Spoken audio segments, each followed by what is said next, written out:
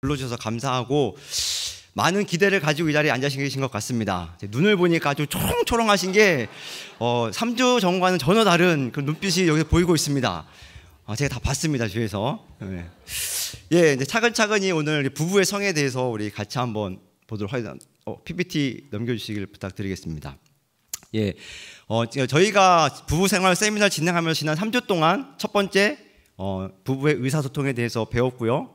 그 다음 시간에 부부의 부모 공경, 다 까먹으셔서 벌죠. 네, 세 번째 지난주에 부부의 가정 경제에 대해서 나눴습니다. 오늘은 부부 세미나의 꽃 중에 꽃, 네, 꽃 중에 꽃이라 할 수 있는 뭐라고요?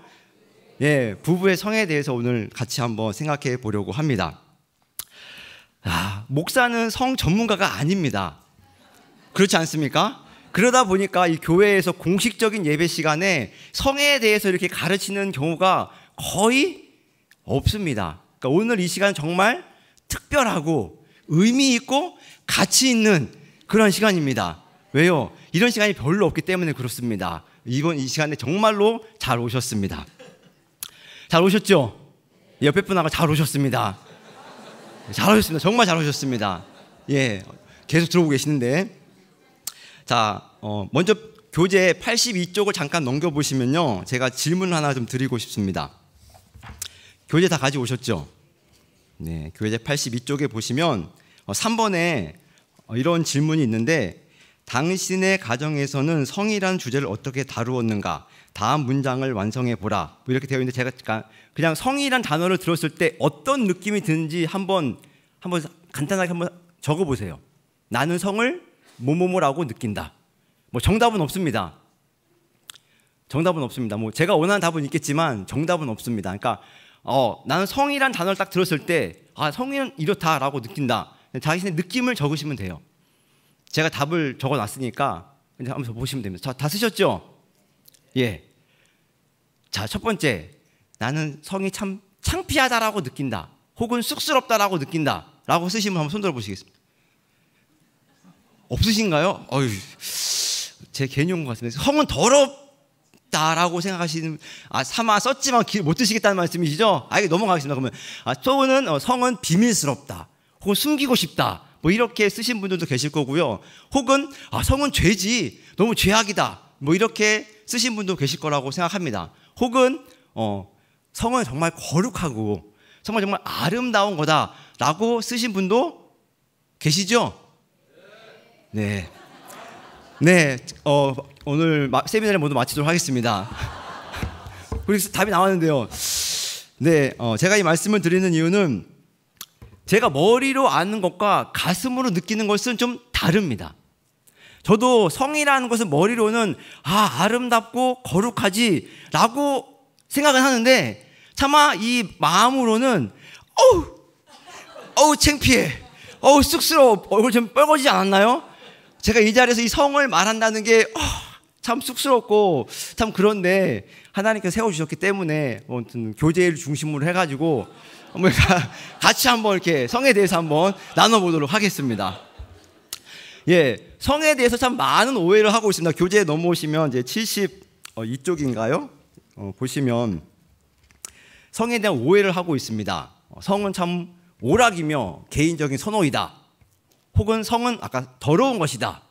혹은 성은 남자의 쾌락만을 위한 것이다. 혹은 성은 동물적인 것으로 육적 욕구의 발산이다. 뭐 성생활은 경건생활을 망친다, 해친다. 네, 이게 다 정석이 아니라 오해입니다. 바른 이해가 아니라 오해예요. 자, 교회와 같은 신성한 장소에서 성 문제를 언급하는 것은 금기사항이다. 이게 바른 이해다, 오해다? 예, 오해입니다. 혹시 이런 생각 갖고 계신 분들은 내가 지금 잘못 생각하고 있었구나 라고 생각하시면 됩니다. 이런 성에 대한 오해가 많이 있는데, 제가 여러 가지 알아봤는데, 성에 대해서 또 오해 가운데 하나가 뭐냐면, 노년기에는 성을 즐길 수가 없다. 이게 오해입니다. 제가 이제 이걸 세미나를 준비하면서 책을 좀 알아봤는데, 미국의 저명하신 의사시고 가정 사역자인 휘트 부부가 쓴 즐거움을 위한 성이라는 책을 쭉 알아봤는데, 노년기에도 충분히 성을 누릴 수 있다라고 기록되어 있습니다. 그러니까 내가 노년기이기 때문에 성을 누리지 못하겠지. 이것은 정말로 잘못된 오해이십니다. 제가 고민하면서 그럼 도대체 예를 들어서 왜 이러한 성에 대한 오해 또 성에 대한 잘못된 느낌을 우리가 가지고 있을까 곰곰이 생각해 봤는데 아마 가장 큰 이유는 죄 때문이라고 생각합니다. 하나님께서는 성을 정말로 아름답고 거룩하고 기쁜 것으로 창조를 하셨는데 죄로 말미암아 타락으로 말미암아 죄가 들어오면서 이 성에 대한 오해와 잘못된 느낌들 이런 것들이 들어오기 시작한 거죠. 그리고 또 한 가지는 아마도 우리나라의 유교적인 문화가 아닌가 생각합니다. 유교는 여성을 조금 천하게 보고 남성을 좀 높이 보는 그런 사상이 있지 않습니까? 그러다 보니까 어떤 여성을 성에 대한 하나의 남성을 위한 도구로 바라보는 경향이 많다 보니까 어쩌면 유교적인 사상 때문에도 우리가 정말로 잘못된 이런 인식을 가지고 있는 것은 아닌가 생각했습니다. 그리고 또 한 가지가 있습니다. 중요한 건데요. 바로 성교육의 부재입니다. 자, 혹시 성교육을 받아보신 분 한번 손들어 보시겠습니까? 내가 지금 살아오면서 성교육을 받아봤다. 네, 뭐 거의 뭐 세네 분? 네, 제가 2000년에 결혼을 했는데요. 2000년 그때까지 살아오면서 저도 성교육을 한 번도 받아본 적이 없었습니다. 결혼 17년 차입니다. 네, 근데 성교육을 몇 번 받아봤냐? 뭐 딱 한 번 받아봤습니다. 누구한테? 네, 아내한테. 네, 아내한테. 아내가 이제 가정사역의 전문가다 보니까 이제 같이 이제 부부 상담하면서 이렇게 가정성에 대한 문제를 이렇게 제가 직접 또 강의를 들어보면서 이제 성교육을 받아봤던 그런 경험이 있습니다. 성교육 받아보신 분들은 누구에게 성교육을 받으셨나요? 부모님? 혹은 목사님? 아니면 뭐 친구? 뭐 대체적으로 좋은 정상적인 루트가 아니라 좀 잘못된 루트를 통해서 아마 성적인 것들을 많이 배우지 않았나 생각되어집니다. 자, 그래서 우리가 성에 대해서 어떻게 느끼고 어떻게 인식하느냐가 굉장히 중요합니다. 왜냐하면 내가 어떤 느낌, 어떤 인식을 갖느냐에 따라서 성을 대하는 태도가 달라지기 때문에 그렇습니다. 자, 오늘 한 번의 시간으로 성에 대한 뭐 인식이 확 바뀌기는 좀 어렵겠지만 또 오늘 이 시간을 통해서 성에 대한 바른 성경적인 시각이 어떤 것인지를 조금 더 배우고 돌아가는 시간이 되었으면 좋겠습니다. 자, 그럼 첫 번째 성의 목적을 한번 같이 살펴보도록 하겠습니다. 성경은 성에 대해서 무엇이라고 말하나? 예, 성의 목적 우리 같이 부부관계 영역 안에서 같이 한번 읽어보겠습니다. 교재에 있는 거 읽겠습니다. 시작. 부부관계의 영역 안에서 설계된 성은 하나님의 특별한 선물이다. 그러나 결혼을 통한 부부관계 내에서 성에 대한 열정과 애정과 즐거움을 잃으면 만족시킬 수 없다. 당신의 결혼 생활에서 세 가지 모두 회복시켜야 한다. 예, 부부관계의 영역 안에서 설계된 성은 하나님의 특별한 선물입니다. 그래서 우리는 성에 대한 열정, 성에 대한 애정, 성에 대한 즐거움 이거를 다 회복시켜야 한다라고 말씀하고 있습니다. 하나님께 성을 주신 목적은 크게 세 가지인데요. 첫 번째 72쪽에 나와 있는 것처럼 부부간의 친밀한 사귐을 위해서 주셨습니다. 네, 쓰시죠? 두 번째 73쪽에 B라고 되어 있습니다. 자녀 생산을 위해서 주셨습니다.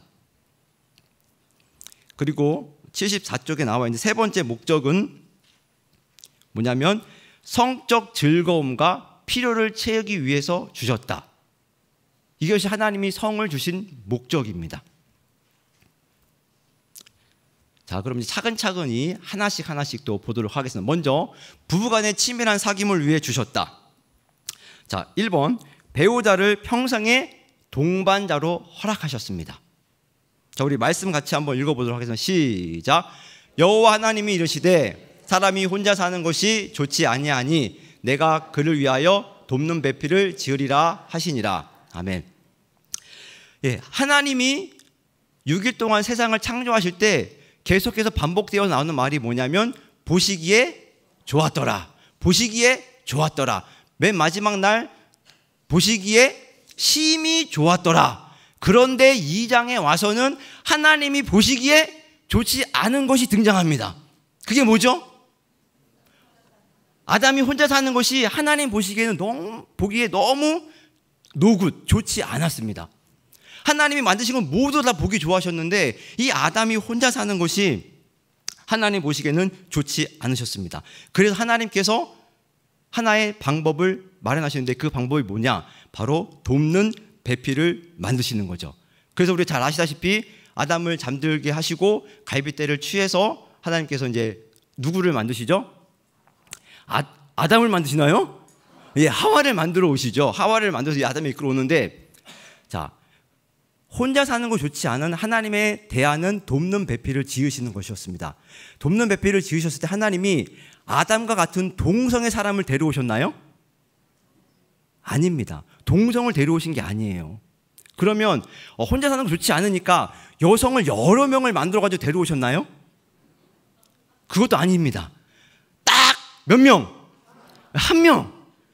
딱 한 명만 데려오셨어요. 그것이 하나님의 원리입니다. 우리가 뭐 동성연애 뭐 많이 말하고 있지만 하나님의 성경적 원리는 아담이 혼자 사는 건 좋지 않은데 이것에 하나님의 대안은 한 명의 여성을 데려와서 부부로 만드시는 것이 하나님의 대안이셨습니다. 그만큼 거룩하고 하나님 보시기에 좋은 것이 바로 한 남자와 한 여자가 결합해서 가정을 이루는 것이 하나님이 원하시는 모습이었다는 것을 알 수가 있습니다. 그렇기 때문에 부부간의 친밀한 사귐은 한 남자와 한 여자, 남편과 아내가 연합할 때만 이루어질 수 있는 친밀한 사귐이라는 것을 알 수가 있습니다. 자, 두 번째, 하나님께서는 부부간의 육체적 결합을 통하여 친밀감을 누리게 하십니다. 친밀감. 자, 말씀을 보면 이러므로 남자가 부모를 떠나 그의 아내와 합하여 둘이 한 몸을 이룰지로다. 아담과 그 아내가 두 사람이 벌거벗었으나 부끄러워하지 아니하니라. 여기서 한 몸이라고 언급되어 있는데 이것은 육체적 결합을 말합니다. 즉 성교를 의미하는 말씀이죠. 그래서 남자와 여자가 부부가 육체적 결합을 통하여서 친밀함을 누릴 수 있도록 하나님께서는 부부를 통해서 그런 사귐을 갖도록 허락하셨습니다. 세 번째, 부부간의 성적인 결합을 통하여 전인격적으로 알아가게 하신다. 왜 갑자기 이 말이 왜 나왔는지 우리 말씀을 통해서 같이 보겠는데요. 같이 읽겠습니다. 시작. 아담이 그의 아내 하와와 동침하매 하와가 임신하여. 여기서 동침하매라는 단어가 어떤 단어냐면 히브리어로 야다란 뜻인데 이 야다가 우리나라 말로 번역하자면 안다라는 의미입니다. 안다, 알다 이런 의미입니다. 그리고 또 한 가지 신약에 나와 있는 말씀인데 읽어보겠습니다. 시작.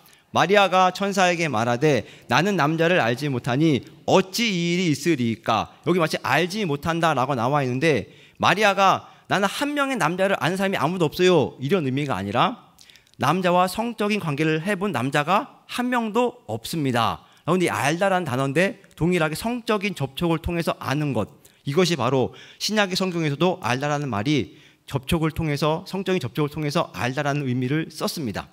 그러니까 구약에서도 마찬가지고 신약에서도 마찬가지고 어떤 남녀의 접촉을 통해서 아는 것, 이것이 바로 알다라는 뜻으로 쓰였습니다. 그러니까 우리가 알다는 게 여러 가지 의미가 있는데 여러분들이 문재인 대통령을 아시지요?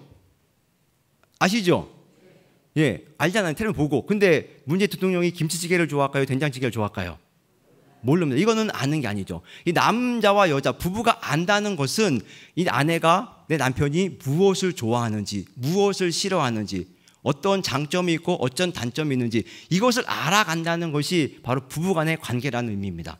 우리가 뭐 아내가 뭘 좋아하는지 다 아시죠?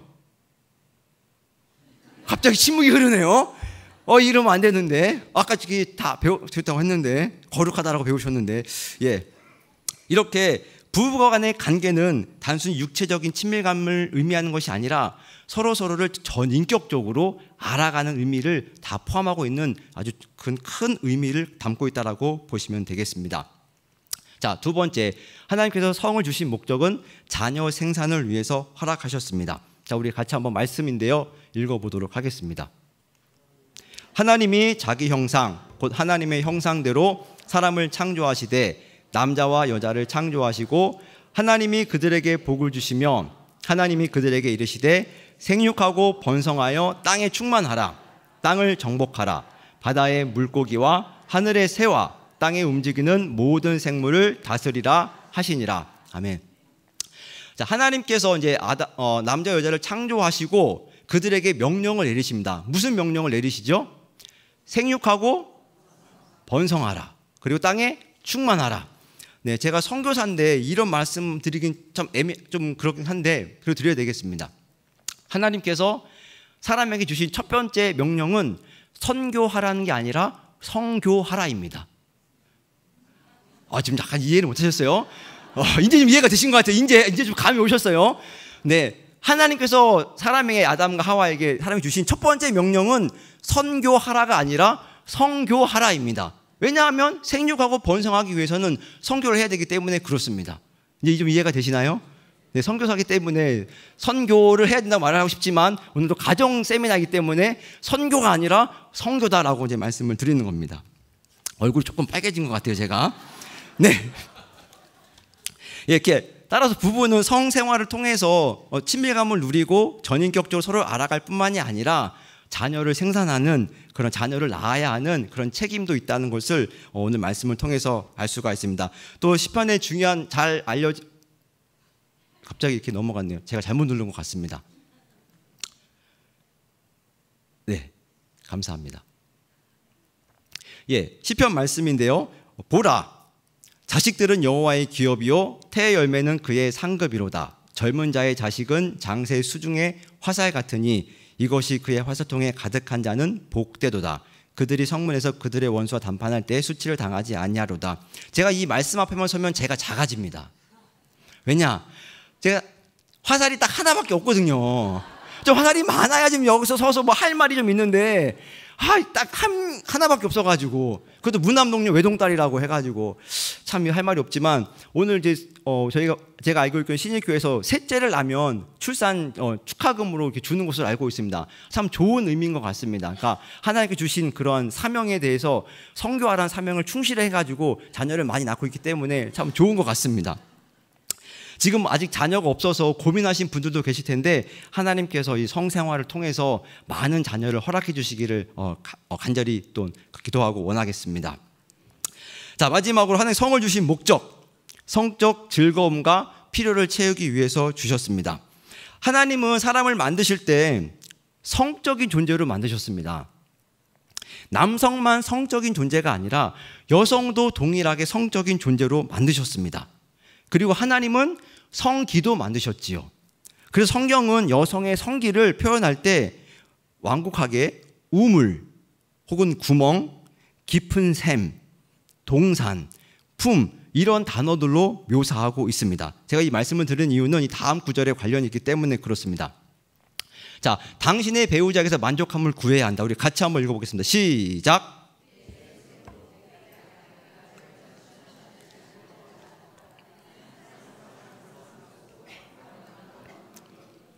그의 품을 항상 족하게 여기며 그의 사랑을 항상 연모하라. 내 아들아 어찌하여 음녀를 연모하겠으며 어찌하여 이방 계집의 가슴을 안겠느냐. 여기 내 샘으로 복되게 하라. 아내로만 만족하라. 복되게 하라. 그리고 그 품을 항상 족하게 여기며 이 품이라는 단어가 나왔죠. 이런 단어들이 직접적으로 쓸 수가 없잖아요. 좀 성경에서 좀 직접 쓰기 어렵다 보니까 약간 완곡한 표현으로 또는 시적인 표현으로 이렇게 표현하고 있음을 알 수가 있습니다. 그래서 내 샘으로 복되게 하라. 내가 젊어서 취한 아내를 즐거워하라는 이 말씀은 남편은 아내를 통해서, 아내는 남편을 통해서만 사랑의 환희를 누리라는 뜻입니다. 그래서 배우자 이외에 다른 사람에게서 성적 만족을 찾아서는 안 됩니다. 자, 두 번째 보겠습니다. 네. 부부는 성이라는 선물로 은밀한 서로의 필요를 만족시켜야 한다. 서로의 필요긴 필요인데 은밀한 서로의 필요입니다. 은밀한 서로의 필요. 자, 아가서 말씀인데요. 우리 아가서 말씀 좀 긴데 제가 한번 읽겠습니다. 내 누이 잘 보세요. 내 신부는 잠근 동산이요 덮은 우물이요 봉한 세미로구나. 계속 여성의 어떤 그 성적인 성기를 이렇게 묘사하고 있죠. 내게서 나는 것은 석류나무와 각종 아름다운 과수와 고벨하와 나도풀과 나도와 번홍화와 창포와 개수와 각종 유향목과 물약과 침향과 모든 귀한 향품이요 너는 동산의 샘이요 생수의 우물이요 레바논에서부터 흐르는 시내로구나. 북풍아 일어나라. 남풍아 오라. 나의 동산에 불어서 향기를 날리라. 나의 사랑한 자가 그 동산에 들어가서 그 아름다운 열매 맺기를 원하노라. 이 아가서는요 성에 대한 지침서라고 할 만큼 성에 대한 묘사가 아주 잘 묘사되어 있는 그런 성경책입니다. 이 본문은 솔로몬이 신부의 순결함으로부터 누리는 만족함을 묘사하는 시입니다. 그래서 남편과 아내는 서로의 필요를 채워주고 만족시켜야 됩니다. 남성만이 필요를 채우는 것이 아니라 여성도 동일하게 그 성적인 생활을 통해서 필요를 채워야 한다는 것이 성경이 오늘 말씀을 통해서 보여주는 말씀입니다. 자, 이것이 성을 하나님께 주신 목적이고요. 자, 그럼 두 번째 크게 성의 원리를 보도록 하겠습니다. 오늘 본문 말씀은 아까 같이 읽었던 말씀이기 때문에 이제 하나씩 차근차근히 살펴보도록 하겠습니다. 자, 첫 번째 성의 원리입니다. 같이 읽겠습니다. 시작. 하나님은 성적 관계를 결혼 안에서 배우자 한 사람에게만 제한시키셨다. 네. 고린도전서 7장 2절 말씀 같이 읽겠습니다. 시작. 음행을 피하기 위하여 남자마다 자기 아내를 두고 여자마다 자기 남편을 두라. 이 말씀은 음행이라는 것은 부부 이외의 관계를 맺는 것을 말씀하고 있습니다. 자, 성적 정절의 원리입니다. 성적 정절. 부부 생활의 핵심은 서로에 대한 신실함입니다. 신실함. 그리스도인은 세상의 법을 따릅니까? 하나님의 법을 따릅니까? 하나님의 법을 따릅니다. 근데 2015년에 어떤 일이 있었냐면 간통죄가 폐지됐습니다. 그래서 세상 사람들은 쾌재를 불렀죠. 이제 바람을 피워도 걸리지 않는다. 하지만 하나님의 법은 변함이 없습니다. 예를 들어서 지방법원에서 무죄 판결을 받았습니다. 근데 해가지고 고등법원에서도 무죄 판결을 받았습니다. 근데 대법원에 올라갔는데 유죄 판결이 딱 내려졌습니다. 그러면 그 사람은 무죄입니까? 유죄입니까? 왜 유죄죠? 최고의 법이 유죄로 판결했기 때문에 그렇습니다. 마찬가지입니다. 우리 그리스도인은 이 세상 법을 따르는 사람이 아니라 하나님의 법을 따르는 사람들이죠. 간통죄가 폐지됐다고 해서 그것이 하나님께 허용하시는 것이 아니라 하나님의 법은 동일하게 한 남자와 한 여자, 이 성적인 정절을 지켜야 할 책임이 있다고 성경은 분명하게 우리에게 말씀하고 있습니다. 세상 법은 무죄라고 할지 모르지만 하나님의 법은 그것을 유죄라고 말씀을 하신다는 거죠. 근데 문제는 뭐냐면 이 성적인 정절에 있어서 단순히 육체적인 결합을 안 하고 정서적인 연합을 누리는 경우도 있습니다.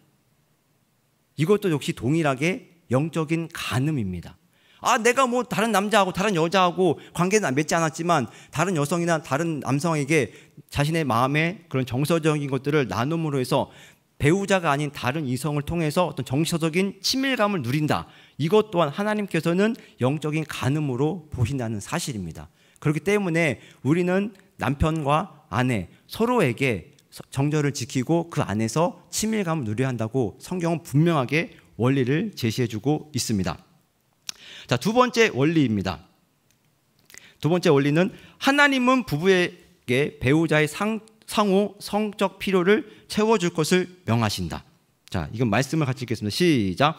남편은 그 아내에 대한 의무를 다하고 아내도 그 남편에게 그렇게 할지냐. 이 말씀의 원리는 무슨 원리냐? 성적 책임감입니다. 성적 책임감. 성적 필요를 채우는 것은 배우자를 사랑스럽게 돌보는 것에 대한 헌신이다. 배우자가 성적으로 요구할 때 그 의무를 다해야 할 책임이 있다는 말씀입니다.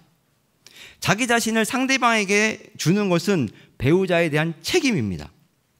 근데 이 책임감을 다하는 게 그렇게 쉽지는 않습니다.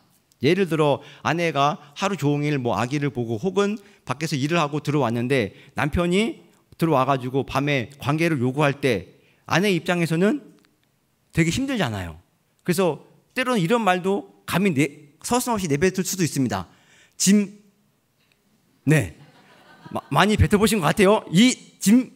네. 내지는 이렇게 말씀하는 경우가 많이 있는데 그렇게 느껴질 수가 있죠. 근데 그렇게 말씀하시기보다는 좀 더 이렇게 말씀하는 게 좋을 것 같습니다. 여보, 내가 오늘 너무 피곤하니까 내가 당신을 위해서 내일 환상의 밤을 준비해 줄게. 이건 여성에게만 해당되는 게 아니고 남성도 동일합니다. 남성도 하루 종일 밖에 일해서 피곤하고 들어왔는데 남성만 요구하는 법이 없죠. 여성이 요구할 수도 있습니다. 아내가 요구할 수도 있지 않습니까? 피곤해 죽겠는데 짜증 부리지 마시고 화내지 마시고 여보 잠깐만 내가 오늘 피곤하니까 당신이 이렇게 원하는 거 내가 알겠어. 의사소통입니다. 의사소통. 알겠어. 내가 내일 당신을 위해서 화끈한 마음을 준비할 테니까 오늘은 일찍 자자. 뭐 이렇게. 그래서 상호 성적 책임감을 다해야 되는데 이 책임감을 안 하면 안 되지 않습니까? 하나님께서 반드시 주신 성적인 책임감이 있기 때문에 이런 책임감을 지키기 위해서 어떤 몸이 피곤할 때라든가 이럴 때는 약간의 부부 간에 이렇게 얘기를 통해서 좀 이렇게 지혜롭게 감당해 나가면 좋을 것 같습니다. 자, 세 번째 원리입니다. 세 번째, 하나님은 부부의 몸에 대한 권한을 각자의 배우자에게만 위임하신다. 말씀은 같이 읽겠습니다. 시작. 너희 몸은 너희가 하나님께로부터 받은 바 너희 가운데 계신 성령의 전인 줄을 알지 못하느냐. 너희는 너희 자신의 것이 아니라. 그 다음에 또 하나 시작. 아내는 자기 몸을 주장하지 못하고 오직 그 남편이 하며 남편도 그와 같이 자기 몸을 주장하지 못하고 오직 그 아내가 하나니. 아멘. 여기서 나오는 원리는 어떤 원리냐면요, 성적인 섬김입니다. 성적인 기능은 오로지 배우자에 의해서만 통제됩니다. 결혼을 하게 되어지면 자신의 몸의 통제권이 상대방에게 넘어가는 겁니다. 무슨 말씀인지 아시겠죠? 결혼을 하기 전까지는 내 몸은 내가 알아서 잘 관리하는 건데 결혼을 하게 되는 그 순간부터 내 몸은 배우자가 관리하는 통제권이 배우자에게로 넘어갑니다. 그렇기 때문에 이렇게 말씀하시면 안 됩니다. 내가 당신을 소유한다. 이게 아니라, 잘 들어보세요. 당신이 나를 소유한다. 이 개념으로 가야 됩니다. 다시요. 내가 당신을 소유한다. 이 개념이 아니라 당신이 나를 소유한다. 그래서 내가 당신을 위해서 섬기겠다. 이것이 하나님께서 우리 부부들에게 주시는 섬김의 원리라는 거죠. 그래서 부부는 서로 자신의 몸이 배우자의 즐거움을 위한 것이라는 것을 인식해야 합니다. 성은 자신의 이기심을 채우기 위한 하나의 도구가 아니고요, 바로 배우자를 향한 섬김의 선물입니다. 성은요, 배우자를 섬기기 위한 하나님 주신 선물입니다.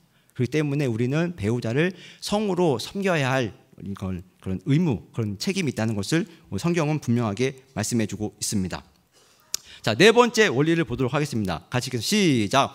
하나님은 성관계를 갖지 않은 것을 오직 두 배우자가 동의할 때에만 허용하신다. 이제 오늘 이게 말씀을 쭉 읽어보겠는데요. 자, 서로 분방하지 말라. 다만 기도할 틈을 얻기 위하여 합의상 얼마 동안 하되 다시 합하라. 자, 손을 한번 들어보도록 하겠습니다. 혹시 각방 쓰고 계시는 분 솔직하게, 제가 들은 정보가 있습니다. 제가 들은 정보가 있어요. 그냥 무장하는 게 아니에요. 다 들은 정보에 의해서 말씀드리는 거니까. 네, 각방 쓰시는 분 솔직하게 손 들어보시기 바랍니다. 네, 감사합니다. 각방을 안 쓰시는 거 보니까 신일교 성도님들이 기도를 안 하시네요. 기도할 틈을 얻기 위해서 분방하라고 했는데 분방 안 하고 보니까 기도를 안 하시는 건지 잘 모르겠습니다. 뭐 보겠습니다. 분방의 원리를 우리 살펴보겠는데요. 이건 어떤 원리냐? 성적 지속의 원리를 이 말씀에서 언급하고 있는데, 부부간의 성적 관계는 단지 의무가 아니라 지속되는 의무이다. 오늘 말씀을 다시 한번 잘 보면요, 분방을 하기 위해서는 네 가지가 맞아야 됩니다. 네 가지 조건이 맞아야 돼요. 네 가지 중에 하나라도 맞지 않으면 분방을 할 수가 없습니다. 첫 번째, 목적의 정당성이 필요합니다. 자, 성경에 기도할 틈을 얻기 위하여라는 조건이 달려 있습니다. 분방하지 말라. 다만 분방은 할 수 있는데 언제 할 수 있다? 기도할 틈을 얻기 위하여. 어떤 목적을 있을 때, 어떤 목적이 정당할 때에는 분방이 가능하다. 예를 들면 뭐 기도라든가 금식 혹은 육체적인 질병, 여성의 생리 기간, 이럴 때에는 할 수가 없지요. 그러니까 합의를 하시는 겁니다. 목적의 정당성이 맞아야 됩니다. 두 번째, 서로 간에 동의가 이루어져야 됩니다. 자, 합의상이라고 기록되어 있죠. 틈을 얻기 위하여 합의상. 두 사람의 합의가 이루어지지 않으면 성적 책임감의 원리에 의해서 상호 성적인 책임을 감당을 해야 합니다. 세 번째 조건은 뭐냐? 얼마 동안은 시간에 제한이 있습니다. 평생 각방 쓰라는 얘기가 아니에요. 얼마 동안은, 이틀이면 이틀, 뭐 하루면 하루, 뭐 3일이면 3일, 이렇게 딱 시간을 정해놓고 분방을 하라는 의미입니다. 감이 좀 오시나요? 분방을 지금 하고 계시는 분들 잘 들으시기 바랍니다. 제가 들은 정보가 있어요. 제가 들은 바에 의하면 한 교구의 한 50% 이상이 분방을 하고 있다라고 들었는데 지금 딱 두 분 드셨어요. 이건 50%가 아니라 뭐 한 1%인데, 근데 잘 모르겠어요. 하여튼 그렇지만 분명히 그런 어떤 이유인지 모르겠지만 분방은 하나님 허락하셨는데 이런 조건이 맞아야 되는 거죠. 목적의 정당성, 기도할 틈을 얻기 위해서. 두 번째, 서로 간의 동의, 합의상. 세 번째, 시간의 제한, 얼마 동안은. 네 번째는 뭡니까? 다시 합하라. 다시 합하라. 계속해서 분방하라는 얘기가 아니고요. 반드시 다시 합하라는 것이 성경의 원리입니다. 성의 지속의 원리입니다. 성적 지속. 왜 하나님께서 이런 성적 지속의 원리를 주셨냐면 이 다섯 번째 원리와도 관련이 있습니다. 다섯 번째 원리가 뭐냐면 같이 읽겠습니다. 시작. 하나님은 성관계를 거부하면 사탄의 성적 유혹을 받을 수 있다고 경고하신다. 말씀을 같이 읽겠습니다. 시작. 이는 너희가 절제 못함으로 말미암아 사탄이 너희를 시험하지 못하게 하려 함이라. 고린도서 7장 5절 말씀이죠. 자, 하나님께서는 남성을 만드셨을 때요, 정액이 정랑에 차면 그것을 배출하도록 만드셨습니다. 나쁜 게 아니라 하나님께서 그렇게 만드신 거예요.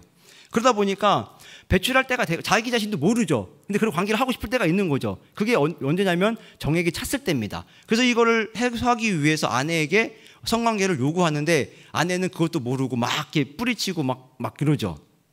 그러면 이 남편 어떻게 하겠습니까? 이걸 해소해야 되는데 죄를 지으러 가야 될까요? 그럼 안 되지 않습니까? 그럼 그 누가 책임져야 될 거예요? 죄를 지으러 가면은 누가 책임이에요? 아내가 책임이지 않습니까? 남편이 죄 지으러 가는 것을 허용하시겠습니까? 아니죠. 하나님께서는 남편과 아내를 보호하기 위해서 이러한 성적 유혹을 받을 수 있기 때문에 반드시 이런 유혹에서 벗어나 유혹을 받지 않고 안전하도록 하기 위해서 부부를 허락하신 것을 오늘 말씀을 통해서 볼 수가 있습니다. 또한 사회적으로 문제가 되는 게 하나가 있습니다. 기러기 아빠. 기러기 아빠. 자, 몇 년 동안 떨어져 있지 않습니까? 이것은 남편에게만의 문제가 아니라 아내에게도 굉장히 위험한 일입니다.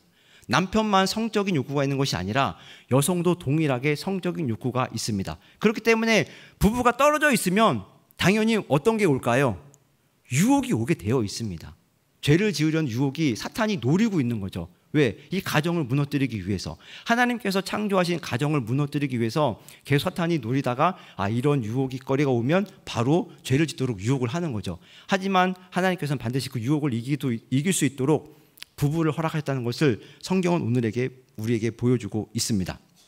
그러니까 분방하지 할 때는 아까 네 가지 말씀을 드렸죠. 분방하실 때는 반드시 목적이 정당성이 있어야 됩니다.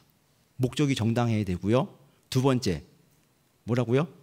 합의가 있어야 돼요. 부부가 남편은 동의했는데 아내가 동의하지 않았다. 그러면 안 되고요. 반드시 두 명의 합의가 이루어져야 되고, 세 번째는 영원히 분방쓰라는 얘기 아니에요. 반드시 시간에 제한을 두셔야 됩니다. 3일, 이틀, 하루, 일주일 이상 넘어가면은 글쎄요, 좀 위험하지 않을까 싶은데 제 생각이 그렇습니다. 그리고 마지막으로는 반드시 다시 합하라는 것이 성경의 원리입니다. 자, 이런 이제 성경의 원리를 살펴봤고요. 마지막 세 번째로 이제 우리 큰 세 번째 원리를 한편 보도록 하겠습니다. 성적 만족과 보호를 위한 지침입니다. 자, 크게 세 가지인데요. 같이 한번 보겠습니다. 첫 번째, 하나님과 바른 관계에 서 있으라. 77쪽에 하나님과 바른 관계에 서 있어라. 두 번째는 77페이지 B, 부부 각자가 거룩함과 존귀함으로 자신의 몸을 돌보아 부도덕에 빠지지 않도록 하라. 그리고 세 번째는 79쪽에 나와 있다. C, 남녀의 차이를 파악하고 인정하며 서로의 필요를 채워가라. 이것이 성적 만족과 보호를 위한 하나님께서 주신 지침입니다. 아까 두 번째는 이제 성적인 원리였고요. 첫 번째는 하나님께서 성을 주신 목적에 대해서 우리가 잠깐 나눴고요. 두 번째 성의 원리를 나눴고, 이번에 성적 만족과 보호를 위한 지침을 살펴보도록 하겠습니다. 차근차근히 또 하나씩 보도록 하죠. 하나님과 바른 관계에 서 있으라. 두 가지인데요. 하나님을 경외하며 그분의 말씀에 순종해야 한다. 네. 그다음에 두 번째는 하나님과 관계를 정립하며 늘 친밀한 교제를 해야 한다. 이 두 가지 지침을 이렇게 생각하시는 분들도 계세요. 아유, 그럼 그렇지. 교회니까 뭐 하나님 관계를 바르게 하라는 거지 뭐. 이게 상투적인 지침이 아닙니다. 제가 실제로 말씀을 드리겠습니다. 이 지침은 단순히 교회이기 때문에 드리는 지침이 아니고요. 인간은 하나님과의 친밀함을 누릴 때 부부의 친밀함을 누릴 수가 있습니다. 우리가 착각하는 게 뭐냐면 나는 하나님과 친밀해. 근데 남편하고 친밀하지가 않아. 이건 비정상이라는 거죠. 나 하나님과 아주 친밀해. 근데 아내하고는 관계가 안 좋아. 이건 옳지 않다는 겁니다. 하나님과의 관계가 바르게 맺어 있으면 남편이 되었건 아내가 되었건 반드시 부부간의 관계는 반드시 원만하게 되어 있다는 것이 성경의 원리입니다. 그래서 괜히 하나님과 친밀한 관계를 가지십시오라고 하는 게 교회에 대해서 말하는 상투적인 지침이 아닙니다. 제가 성령이 충만할 땐 아내가 좀 이렇게 잘 뭘 못해도 굉장히 사랑스럽게 보입니다.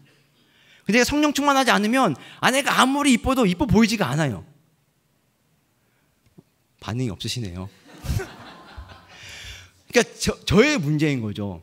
그러니까 내가 하나님과의 관계가 친밀하면 친밀할수록 아내가 너무나 사랑스럽게 느껴지는 겁니다. 아내가 뭐 변해서 된 게 아니에요. 아내는 동일하게 그대로예요.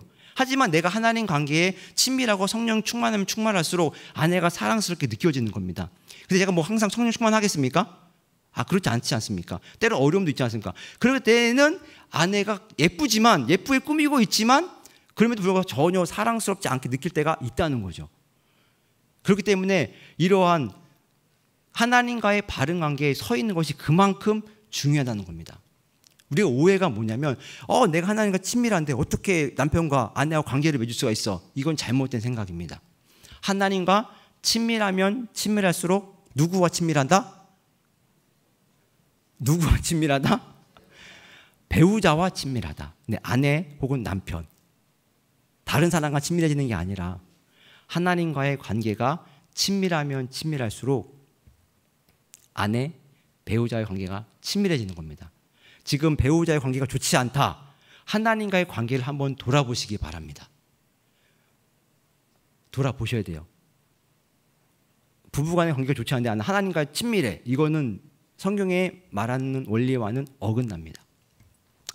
자, 두 번째 보도록 하겠습니다. 말씀 시간이 넘어가도록 하고요. 자, B를 보도록 하겠습니다. 부부 각자가 거룩함과 존귀함으로 자신의 몸을 돌보아 부도덕에 빠지지 않도록 조심하라. 않도록 하라. 보도록 하겠습니다. 77쪽이죠. 자, 이 원리를 보면 첫 번째는 배우자 이외의 다른 이성을 주목하지 말라고 성경은 말하고 있습니다. 자, 말씀을 같이 한번 읽어보겠습니다. 시작. 내가 내 눈과 약속하였나니 어찌 처녀에게 주목하랴. 두 번째 시작. 만일 내 마음이 여인에게 유혹되어 이웃의 문을 엿보아 문에서 숨어 기다렸다면 내 아내가 타인의 맷돌을 돌리며 타인과 더불어 동침하기를 바라노라. 그것은 참으로 음란한 일이니 재판에 회부할 죄악이요 멸망하도록 사르는 불이니 나의 모든 소출을 뿌리채 뽑기를 바라노라. 욥이 고백인데요. 그러니까 남성이 이따가도 말씀드리겠지만 남성은 좀 시각적인 존재다 보니까 예쁜 여자가 물 보게 되어지면 아내랑 같이 걸어가도 예쁜 여자가 싹 지나가면 어떻게 될까요? 눈이 돌아갑니다. 이게 정상이에요. 이따가 말씀드리겠지만 이게 충분히 정상입니다. 만약에 같이 걸어가시는데 남편이 예쁜 여자를 보고 눈이 싹 돌아갔다. 그럼 하나님께 감사하십시오. 왜? 내 남편이 정상이구나. 제대로 지금 작동하고 있구나. 이거기 때문에 그렇습니다. 만약에 제풀 지나가는데 안 돌아본다. 그 아내를 무서워하는 걸 수도 있고요. 좀 작동이 잘못된 걸 수도 있습니다. 네, 돌아보는 게 나쁜 게 아닙니다. 자연스러운 겁니다. 근데 여성은 남성과 다르게 이 귀가 발달되어 있습니다. 그래서 친밀한 말이라든가 이런 대화를 통해서 친밀감을 많이 누리죠. 좀 다른 건 이따가 남녀의 차이에서 그 부분 좀 더 말씀을 드리도록 하겠습니다. 자, 성적인 유혹에 빠지지 않도록 항상 조심해야 됩니다. 대표적인 말씀은 창세기 39장 10절 말씀인데 요셉의 우리 잘 아시는 말씀이죠. 여인이 날마다 요셉에게 청하였으나 요셉이 듣지 아니하여 동침하지 아니할 뿐더러 함께 있지도 아니하더라. 어떤 성적인 유혹이 올 때 그것은 대적하는 게 상책이 아니라 36개 주랭랑이 최고의 방법입니다. 36개 주랭랑. 어떤 유혹이 올 때 요셉이 잘 보여줬죠. 유혹이 왔을 때 이걸 대적하는 것이 아니라 난 지켜낼 수 있어라고 대적하는 것이 아니라 빨리 그 자리를 피하는 것이 바른 방법이다라고 성경은 우리에게 말씀해주고 있습니다.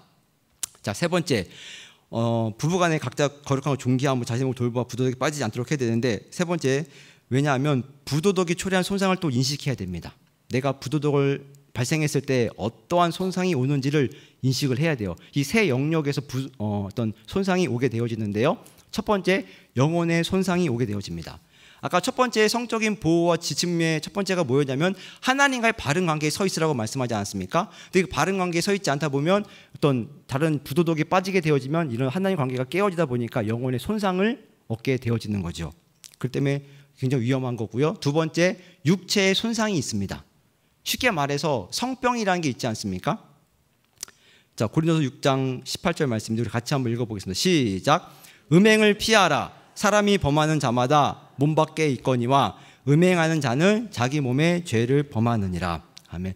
제가 이 세미나를 준비하면서 어저께 놀라운 어떤 신문 기사를 하나 봤습니다. 제목이 뭐였냐면 어저께 조선일보에 나온 기사인데요. 한국만 늘어나는 에이즈, 특히 20대 남성이 점점점 이렇게 나와 있습니다. 제가 이렇게 도표를 보니까 전 세계적으로 2010년도에는 에이즈 환자가 190만 명이었는데 6년 정도 지나서 2016년도에는 170만 명, 약 한 20만 명 정도가 줄었죠. 11% 감소했습니다. 그리고 미국도 에이즈 환자가 4만 한 4,800명 정도 있었는데 2015년에 조사해 보니까 4만 40명, 한 8천 명 가량이 줄었고, 일본도 동일하게 1,530명 정도 있었는데 1,400명 정도 줄었습니다. 전 세계적으로는 에이즈 환자가 감소하는 추세인데 한국만 유일하게 2000년대, 2005년에 734명이었다가 작년 조사한 걸 보니까 1199명 계속 도표가 올라가고 있습니다. 올라가고 있어요. 이만큼 사회적으로 지금 부도덕이 만연하다라고 보는 거죠. 다른 나라들은 계속 감소하는 추세인데 유난히 한국이란 나라만 이런 성병 한 일례입니다. 한 일례죠. 성병이 이렇게 올라가는 것을 봤을 때 참으로 한국 사회에 어떤 성적인 부도덕이 아주 만연해지고 있다라는 것을 우리가 이 기사를 통해서 충분히 볼 수가 있습니다. 그러니까 어떤 부도덕에 빠지게 되어지면 자기가 원하든 원하지 않든 간에 이런 성병으로 인해서 육체적 손상을 얻게 되어지고요. 위험하면 심하면 목숨을 잃을 수도 있습니다. 그렇기 때문에 하나님께서는 우리를 보호하시기 위해서 영적 부도덕, 성적인 부도덕에 빠지지 말라고 우리에게 부부를 허락하신 거죠. 하나님 우리를 사랑하시기 때문에 그런 한계선들을 정해주신 것을 볼 수가 있습니다. 자, 세 번째로는 결혼 생활에 어려움을 겪습니다. 남편이 아내가 부도덕을 저질렀는데 그 결혼 생활이 원만하겠습니까? 남편 몰래 한다고, 아내 몰래 한다고 그 마음이 좋겠습니까? 아니죠.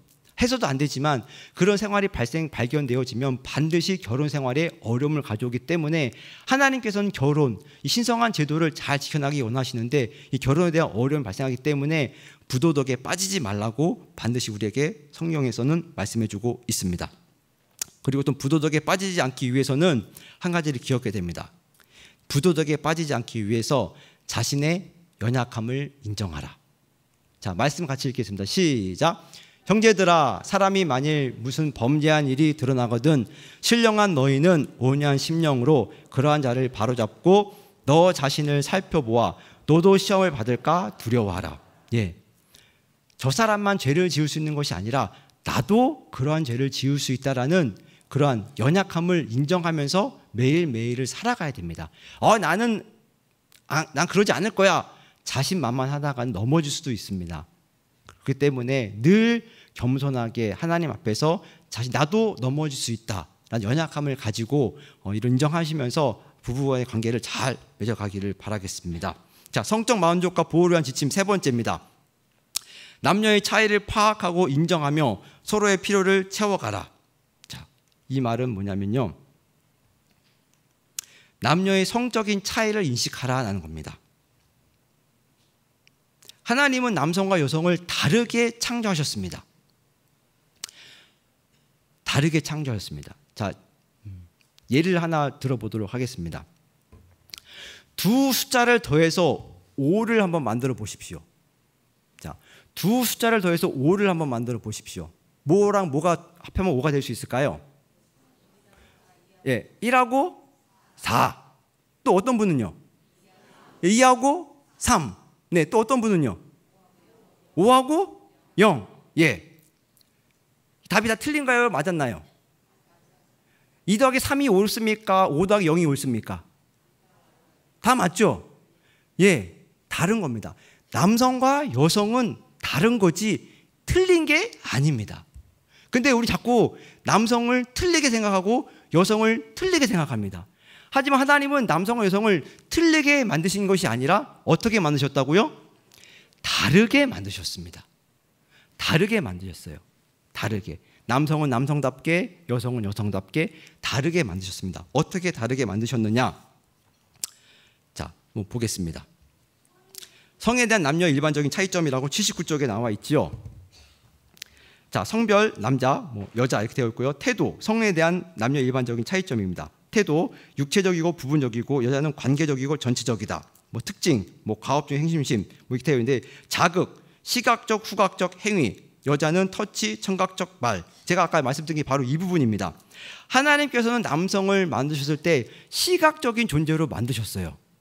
그렇기 때문에 그 남편의 시각을 책임지는 사람은 누구냐면 바로 아내들입니다. 남편이 회사에 일 끝나고 딱 들어왔는데 아내가 막 파자마 바닥 이렇게 입고 막 이러고 있다. 그럼 매력이 뚝 떨어지겠죠. 왜? 시각적인 존재니까. 나쁘다는 게 아니에요. 남성이 하나님께서 그렇게 만드셨기 때문에 남편의 시각을 책임져야 할 존재가 누구냐면은 바로 아내예요. 그래서 예쁘게 꾸미셔야 되고요. 예쁜 속옷도 입으셔야 됩니다. 빨간색, 이렇게 아니면 까만색, 야시시한 이런 것들을 입으셔야 돼요. 왜? 하나님이 남성을 시각적인 존재로 만드셨기 때문에 그렇습니다. 자, 그럼 남자는 뭘 해야 되느냐? 남성은요, 여성의 차이점을 잘 이해해야 됩니다. 뭐냐? 여성은 청각적이에요.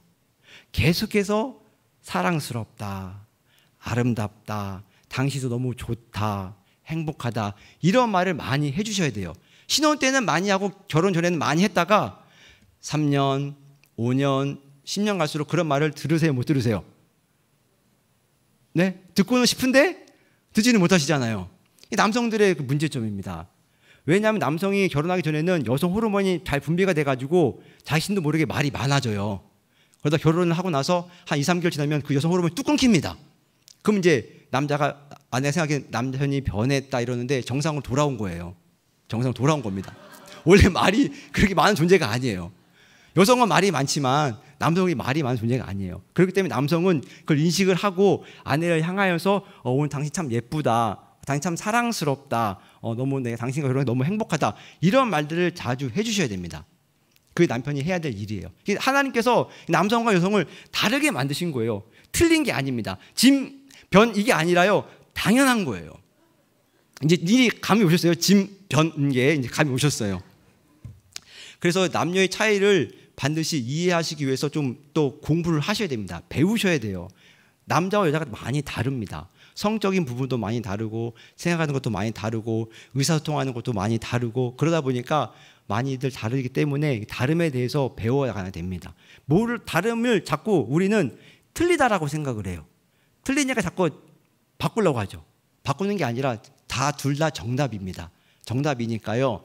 그 서로의 정답을 인정하고 다름을 존중해 주시면서 아름다운 가정을 만들어 가시길 바랍니다. 자, 얼마 안 남지 않았습니다. 자, 보호를 위해서는 잘못된 성적 지식이 성생활에 문제를 일으키지 않도록 하라. 이 말씀은 제가 아까 서두에 말씀드렸습니다. 어떤 성교육을 받아본 경험이 없습니다.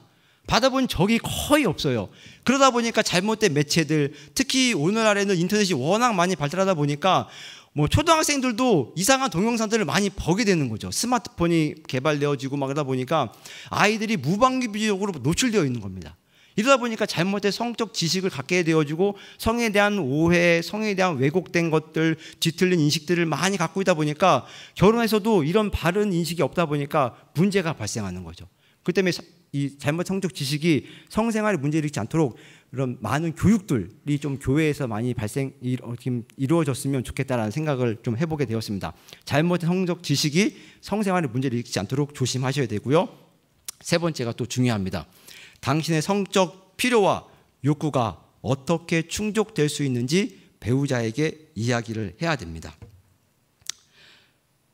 자, 말씀을 같이 한번 읽겠습니다. 시작. 그러므로 사람이 부모를 떠나 그의 아내와 합하여 그 둘이 한 육체가 될지니 이 비밀이 크도다.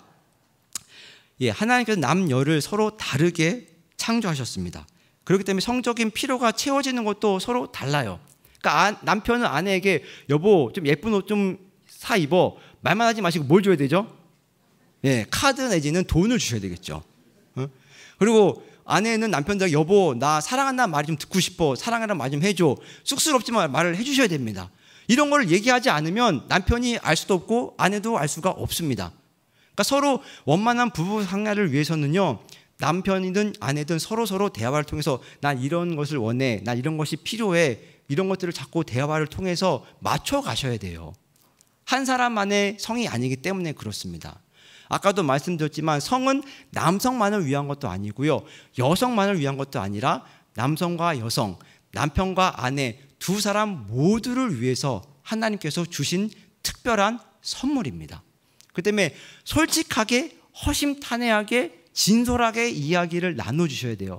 여보 나 이런 것이 참 불편해, 당연히 이렇게 요구할 때 난 힘들어. 그러니까 서로 얘기하면서 맞춰가야죠. 대화가 없다 보니까 되게 더 갈등이 많고 계속해서 분방하게 되어지는 일들이 많아지는 것 같습니다. 하지만 하나님께서는 분명한 제도인 결혼을 우리에게 허락해 주셨습니다. 남성 한 사람과 여성 한 사람, 그 두 부부가 결혼 안에서 하나님이 주신 성을 충분히 즐겁게 누리기를 원하십니다. 성을 누리는 것은, 부부 안에 성을 누리는 것은 죄가 아닙니다. 하나님 주신 특별한 선물입니다. 제가 오늘 숙제를 드리겠습니다. 오늘 밤, 별로 반응이 없으시네요. 오늘 밤입니다. 오늘 밤 피곤하시다고요? 그럼 내일 밤 아내는 잘 준비하시고 예쁜 속옷 준비하시고 남편은 이렇게 분위기를 잘 만들어 가시고 아름다운 말들을 좀 준비하셔가지고 내일 밤 셋째 넷째는 불가능하겠지만 하나님께서 주시는 성적인 그런 즐거움, 하나님께서는 그 천국이 가정에서 경험되기를 원하셨습니다. 그것이 바로 성적인 친밀함입니다. 그런 하나님이 원래 주셨던 그런 성, 즐거움, 만족, 그 기쁨을 부부 안에서 잘 누리시기를 주님의 이름으로 축원합니다. 기도하시겠습니다. 하나님, 우리에게 성이라는 아름답고 행복한 선물을 주셔서 감사합니다. 하나님께서 성을 부부의 친밀함을 위해서 주셨지만 저희들의 죄, 무지, 오해로 말미암아